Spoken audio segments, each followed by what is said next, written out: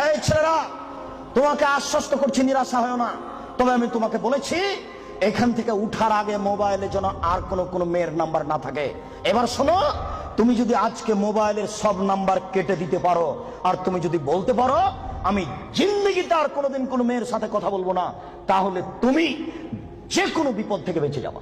প্রমাণ, তিনজন লোক রাস্তায় হাঁটছিল, বৃষ্টি আসলো, পাহাড়ের গর্তে ঢুকলো, একটা বড় পাহাড়, বড় পাথর মুখের উপরে আসলো, আর তারা বের হতে পারবে না। একজন বলল, আল্লাহ, আমার বাপ মাকে ভালোবাসি, পাথরটা সরিয়ে দাও। আল্লাহ বললেন, আচ্ছা ঠিক আছে, একটু দিলাম। একজন বলল, আল্লাহ, আমি একটা লোককে কাজে নিয়েছিলাম, অর্ধেক দিন কাজ করার পরে চলে যাবে। আমি বললাম, টাকা নেও। বলছে, না, নিব না। কদিন পরে এসে বলছে, টাকা দেবো। আমি বললাম, গরু ছাগল নিয়ে যাও। আমাকে বলছে, মজাক করবেন না, একদিনের টাকা দেন। আর আমি বললাম, মজাক করিনি, তুমি গরু ছাগল নিয়ে যাও না। সব নিয়ে চলে গেল। আমি যদি তোমাকে সন্তুষ্ট করার জন্য এই কাজ করে থাকি, পাথরটা সরিয়ে দাও। আল্লাহ বললেন, আচ্ছা ঠিক আছে, আমি সরিয়ে দিলাম। তিনজনের তৃতীয় জন বলছে, আল্লাহর নবী, আমার একজন চাচাতো বোন ছিল, আমি তাকে জীবন বাজি রেখে ভালোবাসতাম, আমি তার সাথে জেনা করতে চাইলাম, ফাবাত, সে নাকচ করে দিল।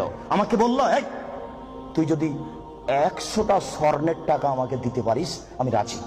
আমার মন ভেবেছিল, আমি গরিব মানুষ, 100 টাকা সংগ্রহ করতে পারবো না। হাড় ভাঙা পরিশ্রম করে 100 টাকা নিয়ে উপস্থিত আমার বোনের হাতে দিলাম।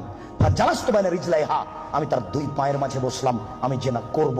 তখন আমার বোন বলছে, আব্দুল্লাহ, হে আল্লাহর বান্দা, ইত্তাকিল্লাহ, আল্লাহকে ভয় করে ওরা তাত্তাহিল খাতামা, তুই আমাকে অসতী প্রমাণ করিস না। হে আল্লাহর বান্দা, তুই আল্লাহকে ভয় করে আমাকে অসতী করিস না। ফাকুমতা আনহা, আমি ওখান থেকে উঠে গেছি, তোমার ভয়ে পাথর সরিয়ে দাও। আল্লাহ বলেন, আচ্ছা ঠিক আছে, আমি পাথর সরিয়ে দিলাম।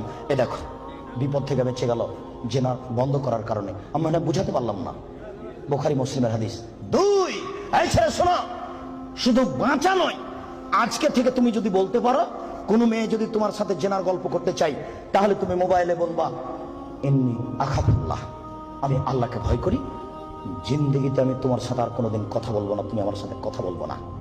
এই কথা যদি তুমি বলতে পারো, বিচারের মাঠে তুমি বিশেষ ছায়াতলে 7 শ্রেণীর মানুষ থাকবে, তবে তুমি একজন। বুখারী মুসলিম। আমি কি বুঝাতে পেরেছি? তার মধ্যে তুমি একজন। 3, এবার তোমাকে ছেড়ে চলে আসলাম তোমার বোন আর তোমার মায়ের কাছে। রাসূল সাল্লাল্লাহু আলাইহি ওয়াসাল্লাম বলেছেন, কেউ যদি 4টি কাজ করতে পারে, কোন নারী যদি 4টি কাজ করতে পারে, জান্নাতের যে কোনো দরজাতে ঢুকতে পাবে। 1, 5 ওয়াক্ত নামাজ পড়বে। 2, রমজান মাসের রোজা থাকবে। 3, স্বামীকে মেনে চলবে। 4, জেনায় লিপ্ত হবে না, জান্নাতের যে কোনো দরজাতে ঢুকতে পাবে, কোনো সমস্যা নেই। এবার সবার জন্য আল্লাহ তাআলা বলেন, ওয়ানাহান নাফসা আনিল হাওয়া ফাইনাল জান্নাতা হিয়াল মাওয়া। পৃথিবীর মানুষ, তোমরা শুনে রাখো, আমি আল্লাহ বলছি, তোমরা যদি তোমাদের প্রবৃত্তিকে ঠেকাতে পারো, যদি বলো আর কোনোদিন জেনায় লিপ্ত হব না, তাহলে আমি আল্লাহ তোমাদের জন্য জান্নাতুল মাওয়া রেখেছি। যারা প্রবৃত্তিকে ঠেকাতে পারবে, তাদের জন্য আল্লাহ জান্নাতুল মাওয়া রেখেছেন।